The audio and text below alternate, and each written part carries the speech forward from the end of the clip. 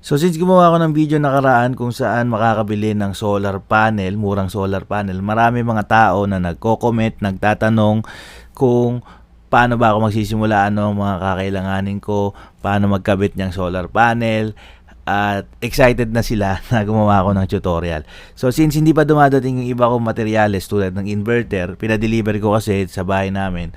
So hindi ko pa na-install yung solar panel ko. Hindi ko pa napapagana yung buong system ko.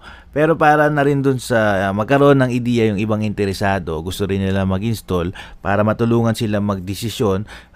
Itong video na to ay makakatulong sa inyo para magkaroon kayo ng basic information or basic comprehensive knowledge para makapagsimula sa pagpaplano kung paano ba kayo mag-install ng solar panel sa bahay nyo.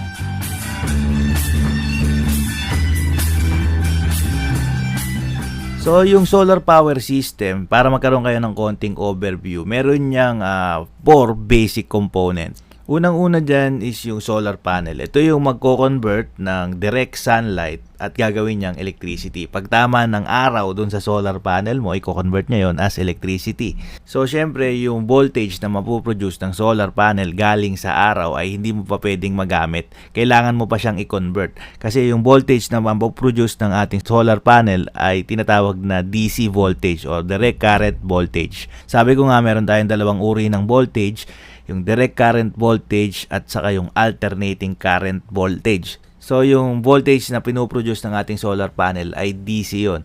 So, since DC yun, hindi pa natin yun pwedeng gamitin, kaya naman kakailanganin pa natin ng another additional basic component. Ito yung tinatawag na inverter.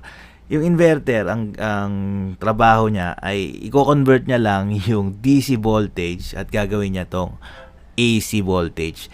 Yung AC voltage, ito yung gamit natin na 220 volts sa mga saksakan natin sa bahay. Yung pinaggagamitan natin ng iba't ibang mga appliances. So may iba't ibang klase o uri ng inverter. Saka na natin yan i-discuss sa separate video kasi iba't ibang klase niyan ay iba't ibang application din.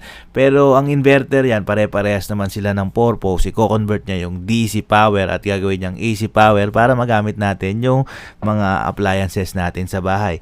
So kung electric pan ang ating gagamitin, kakailangan na natin ng pure sine wave inverter. Itong tinatawag na pure sine wave inverter, ito kasi yung kailangan mo na inverter type para mapag-ana mo yung mga katulad ng electric pan na merong electromotors. Or kunyari, yung washing machine or kaya yung air condition system sa bahay nyo or yung refrigerator.